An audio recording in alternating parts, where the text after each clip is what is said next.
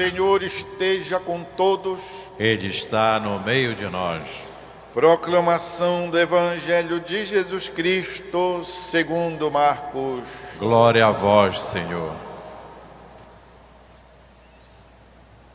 Naquele tempo, Jesus subiu ao monte e chamou os que ele quis, e foram até ele. Então Jesus designou 12, para que ficassem com ele e para enviá-los a pregar, com autoridade para expulsar os demônios.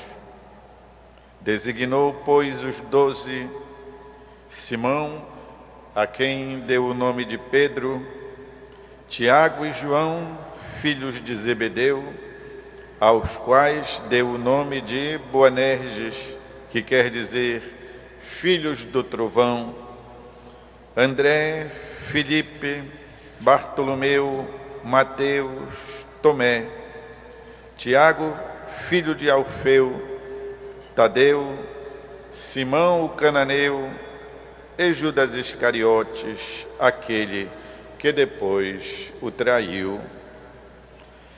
É palavra da salvação. Glória a vós, Senhor.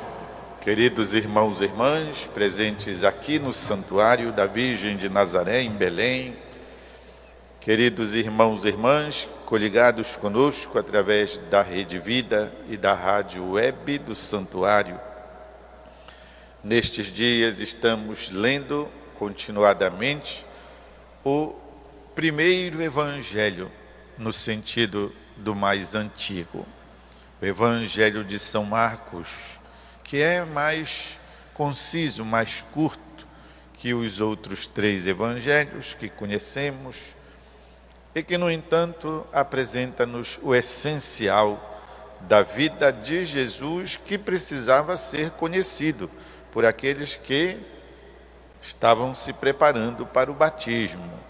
Sabemos que na antiguidade cristã o batismo se recebia quando adulto, é claro. A fé estava sendo iniciada, a pregação e a adesão a Jesus Cristo só poderia ser feito por uma pessoa que já tem a idade da razão, portanto, pelos adultos. Depois, numa família cristã, é que então se quis o batismo, como é algo bom, algo maravilhoso, também para os filhos desde pequenos. O conhecimento de Jesus na sua essência é o que nos apresenta o evangelista São Marcos. Numas informações mais, diríamos, mais originais, mais próximas do que de fato aconteceu com Jesus. Porque essas informações que o evangelista São Marcos escolheu foram feitas por São Pedro, o próprio príncipe dos apóstolos, ou seja, o principal dentre eles, que Jesus escolheu para ser o coordenador do grupo dos apóstolos. Ele foi quem informou São Marcos, que era seu discípulo, destes acontecimentos. Que coisa maravilhosa nós podermos ter informações assim, tomadas quase a viva voz, de quem viveu com Jesus, o conheceu, como o caso do apóstolo São Pedro. E hoje a liturgia nos fala sobre o perdão, sobre a misericórdia, sobre a lealdade de Davi para com o seu rei e senhor, e fala-nos sobre o perdão, a piedade, como o Salmo nos fez, pois responder: piedade, Senhor, tende piedade. O Evangelho de São Marcos nos fala também sobre esta piedade de Deus, a sua misericórdia, a sua bondade, enquanto é dito que Jesus procura amigos, procura discípulos, procura servos, procura os pecadores. Jesus que procura quem queira estar com Ele, ficar com Ele, permanecer com Ele, como diz São João Evangelista. E de fato, São Marcos nos diz que Jesus designou 12, eram muitos os discípulos, mas designou dentre estes muitos 12. Para quê? Para duas coisas.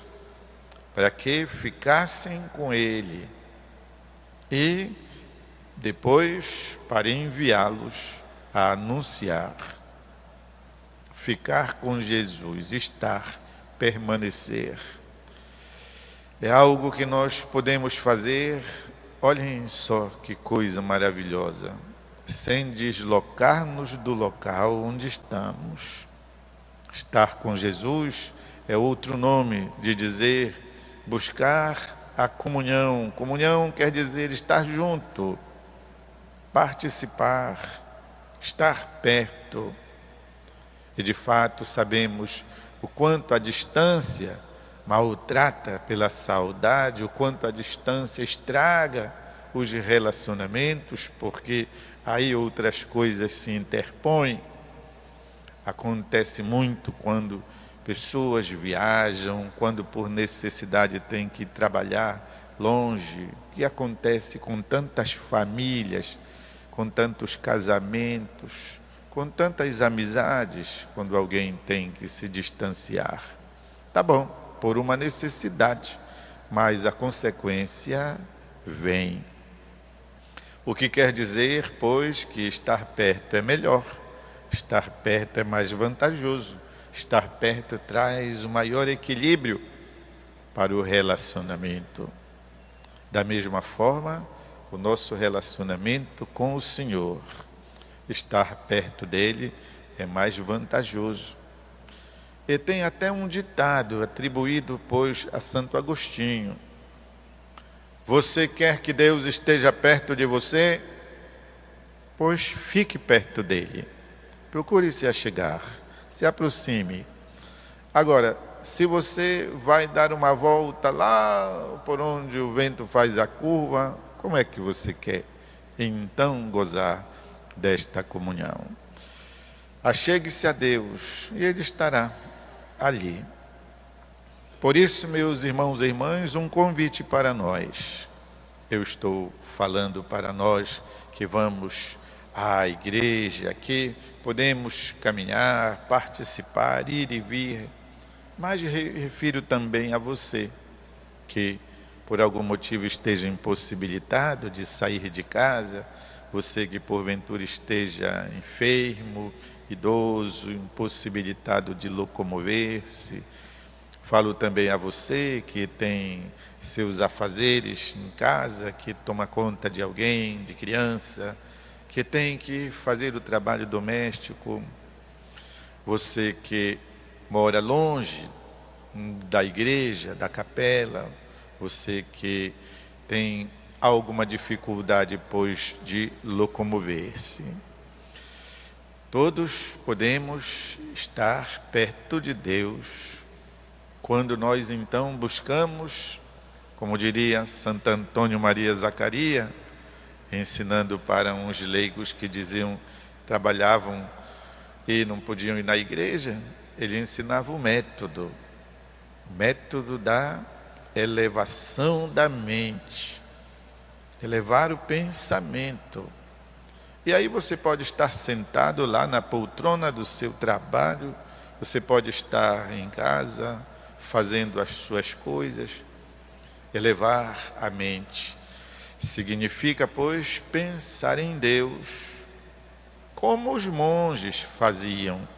E é por isso que a cada quarto de hora, a cada 15 minutos, um irmão lá batia o sino, blém, blém, blém, que era para que o monge que estivesse copiando, o monge que estivesse capinando, o monge que estivesse cozinhando, né, e distraído ali por aquele afazer, então se lembrava, pois, de Deus, Ele dizia uma jaculatória, e um pensamento, e uma frase, alguma coisa que expressasse o seu afeto. Elevar a mente a Deus.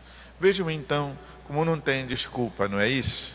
Já que a gente passe 8 horas por dia trabalhando sem pensar em Deus. E é uma forma de oração.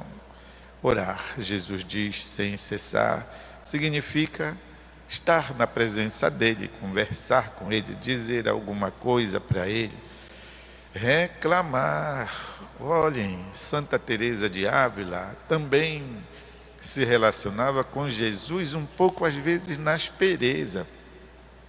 Então, disse que ela lá, atarefada por alguma coisa, foi passar num lugar estreito e bateu aqui o osso, né, das cadeiras, como a gente diz, numa mesa lá, num armário, qualquer coisa, uma dor, né, que deu aqui. E então ela teria dito a Jesus, né, puxa, é assim que trata teus amigos, né? É por isso que tens muitos. Ou seja, uma maneira de dizer, Eras, se aos teus amigos tu tratas assim, deixa acontecer isso, é por isso que muitos te abandonam. Ou seja, mesmo sendo alguma coisa dita assim, no momento lá, né, da dor, da situação, mas implica que se relaciona, tem um relacionamento com Deus, não é indiferente. Imagine então, numa hora e numa situação amorosa, afetuosa, fervorosa, do nosso coração deve brotar rios, pois, de palavras, de frases, de sentimentos amáveis em relação ao nosso Senhor. Estar com Jesus. Ele escolheu os 12 para que ficassem com ele. Mas não basta, não é só isso. Parece que a gente só quer tirar vantagem, a gente só quer se locupletar, né? Primeiro meu. Não, Jesus aqui fala que os escolheu para os enviar e enviá-los não para vagabundear, mas para pregar, para anunciar. É você que está na sua cadeira de rodas, você que está no seu leito, pode dizer, bom, mas olha a minha situação. Queridos irmãos e irmãs, São João Paulo II, já na velhice, já com todos os achaques da enfermidade, escreveu uma carta, a qual deu o nome de O Sofrimento que Salva,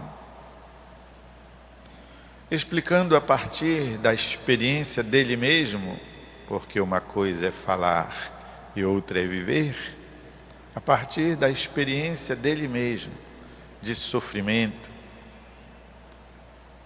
falava como então o sofrimento pode ter um valor salvífico. Eu entendo que não seja fácil, mas se ele falou assim, é porque há verdade no que o santo falou. Oferecer,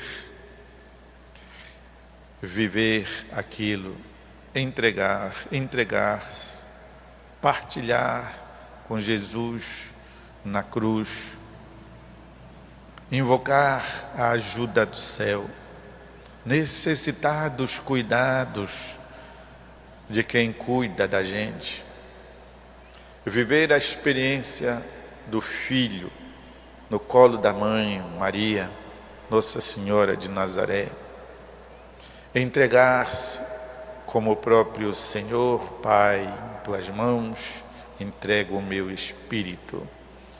Isto é, fortalecidos pela graça de Deus e pelo seu Espírito, tornar aquele sofrimento, quem sabe horrível, como o próprio Senhor viveu, como São João Paulo viveu, fazer daquilo experiência de salvação para a gente e para as pessoas por quem intercedemos, oferecendo. Se isto é válido para os que estão em situação de sofrimento, imagina então quanto não tem a ser feito por aqueles que estão bem, que podem ir e vir, que podem participar das pastorais, dos movimentos, dos grupos, das experiências de evangelização e outras coisas mais. O Senhor nos escolheu para estarmos com Ele, para abastecermos-nos da sua presença e do seu dom pessoal, para que possamos anunciar, levar isto de alguma maneira para as outras pessoas. Convido a um instante de silêncio, de modo que possamos também agradecer. Senhor, obrigado, porque me chamas a ser teu discípulo missionário.